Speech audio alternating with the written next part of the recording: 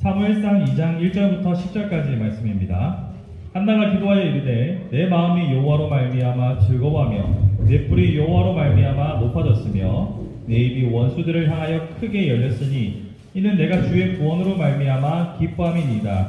여호와와 같이 거룩하신 이가 없으시니 이는 주밖에 다른 이가 없고 우리 하나님 같은 반석도 없으심이니이다.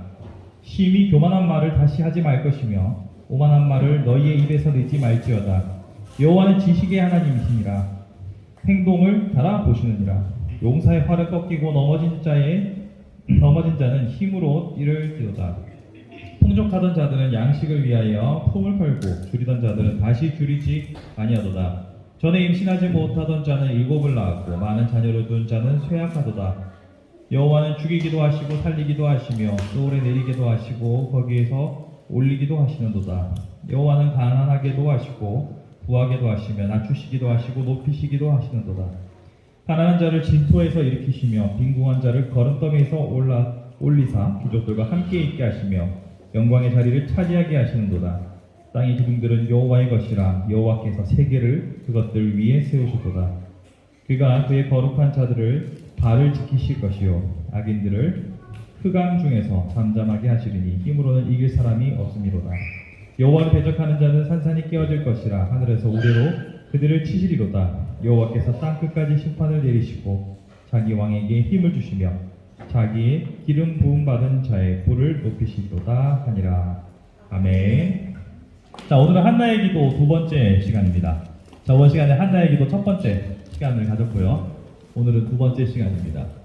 오늘 이 기도의 내용은 한나가 드디어 등남을 했고요.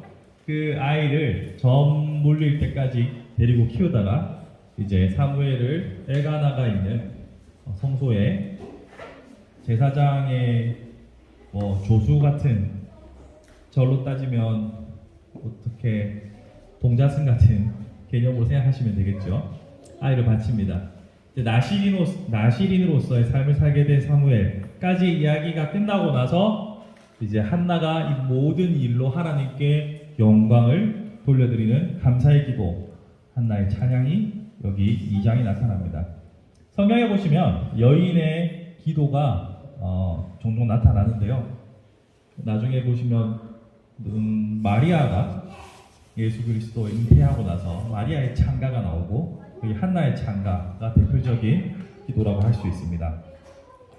여기를 보시면 아이를 이제 젖을 떼고 보내는 시점을 생각해 보면 우리는 젖을 좀 1년 안에 거의 다 끝나잖아요. 1년 넘어서까지 젖을 물리는 경우는 요즘 보기 힘듭니다만 이때 당시는 분유가 없었기 때문에 3세까지는, 우리나라로 치면 4세가 되겠죠. 만 3세까지는 젖을 물렸다라고 본다면 품 안에 제법 오래 있었고 정말 떼기 힘든 시점이었겠지만 한나는 약속에 신실하게 반응했고 기쁨으로 아들을 바쳤습니다. 그리고 나서 부른 이 찬가를 보시면 이 내용의 깊이와 넓이와 이 사람의 연륜이라는 것이 정말 적나라하게 잘 묻어나고 있다는 것을 보게 됩니다. 물론 하나님께서 당신의 영광을 드러내기 위하여 한나의 입을 사용하신 것이지만 우리는 그 한나의 기도의 내용에서 우리 삶의 중요한 지표들을 발견할 수 있습니다. 먼저 우리가 주목해 봐야 할 것은 여러분 가지고 있는 성경 한번 보실까요? 7절을 보시면 여호와는 죽이기도 하시고 살리기도 하시며 소울에 내리기도 하시고 거기서 올리기도 하시는도다. 자, 지금 앞에서부터 뒤에까지 계속 역전에 대해서 기도하고 있어요. 그러니까 풍족한 자를 가난하게 하시고 아이를 가지 못한 자를 아이 갖게 하시고 이런 역전을 말하는데 그 중에 가장 백미는 죽이기도 하시고 살리기도 하시고 생사화복의 가장 핵심이 되는 분이 바로 하나님이다라는 사실을 한나는 지금 고백하고 있습니다. 여러분, 기도는 바로 이런 것입니다. 기도는 우리의 소원을 단순하게 아뢰는 것을 넘어서서 하나님, 역시 당신은 이런 분이십니다. 제가 하나님이 어떠한 분인지 더 명확히 잘 알겠습니다. 하나님의 어떠하심을 찬양합니다. 이것이 매우 중요한 요소입니다. 우리는 하나님께 우리의 소원을 아뢰는 것을 첫 번째로 생각할 경우가 많지만 엄밀히 따지면 기도는 하나님과의 대화고 호흡이잖아요. 그러면 내가 상대방과 대화를 하는데 내가 필요한 일방적 요구만 하는 대화 바람직합니까? 아니죠. 부부 사이에서도 상대방을 좀 칭찬을 해주는 게 있어야 오는 게 있지 않습니까? 상대방을 향해서 내가 필요한 것만 이야기하고 대화 끝. 이게 무슨 관계입니까? 기도에 있어서 하나님이 어떠한 분이신지에 대한 고백과 찬양은 매우 중요합니다.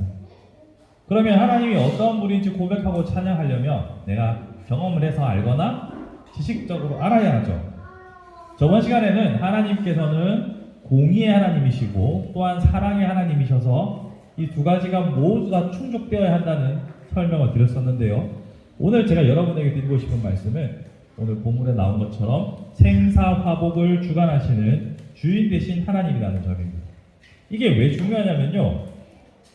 우리는 하나님께서 모든 것의 주인이다라는 사실을 아예 모르지는 않아요. 머릿속으로는 알죠. 그런데 우리의 모든 상황에 현실에 직면했을 때는 그 하나님을 망각하고 자신의 힘으로 모든 것을 하려고 애를 쓰다가 번아웃 되는 나가 떨어지는 경우들이 종종 있단 말이죠. 하나님께서는 모든 일을 주관하시는 주인이십니다. 자꾸 그분을 배제하고서 우리의 생각과 우리의 계획들만 나열하고 나서는 나중에 진짜 떨어지고 나서 그제서야 천부의 의지 없어서 손들고 옵니다.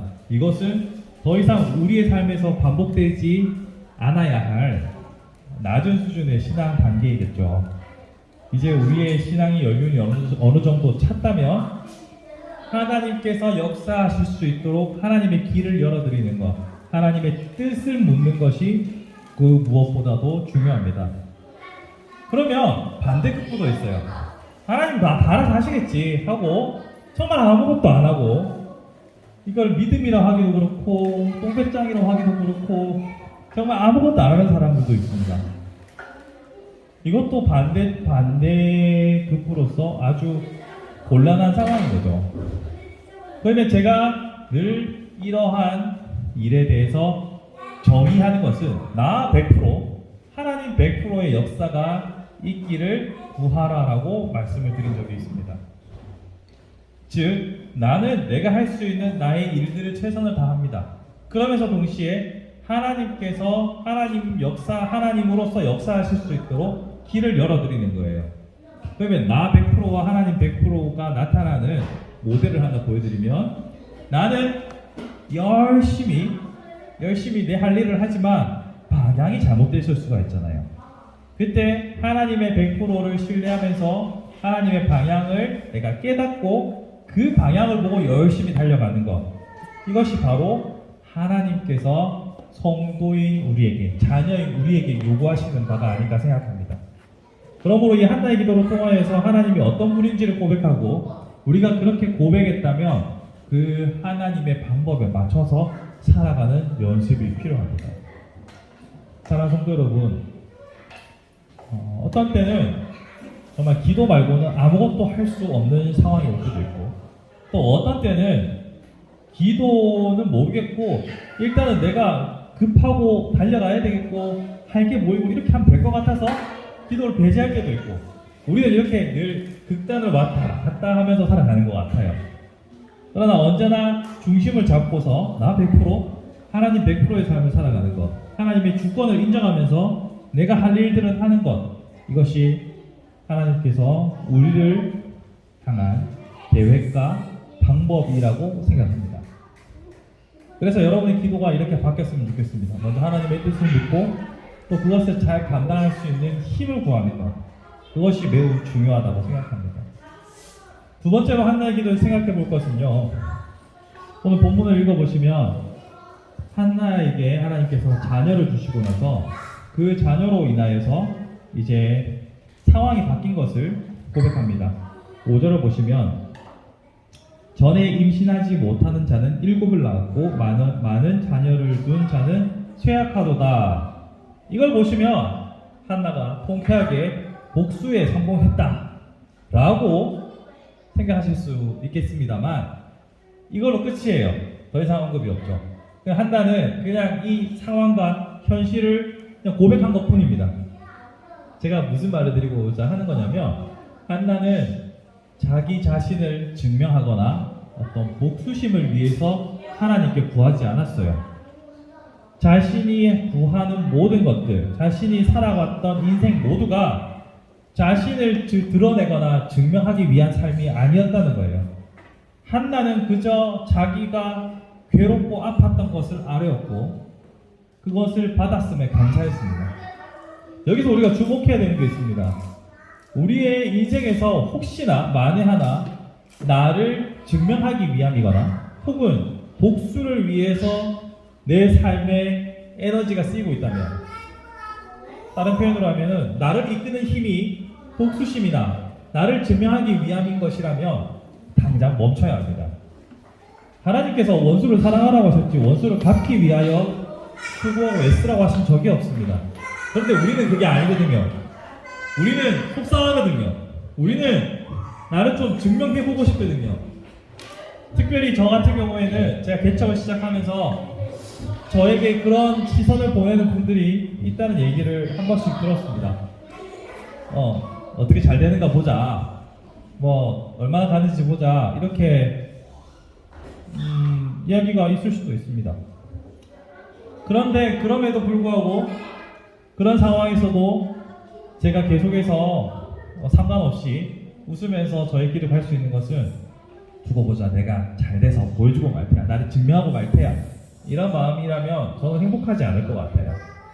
지금 이 순간도 막 마음에서 조급함과 애달픔으로 혼자서 막 고군분투하고 쥐어짜냈을 것 같아요.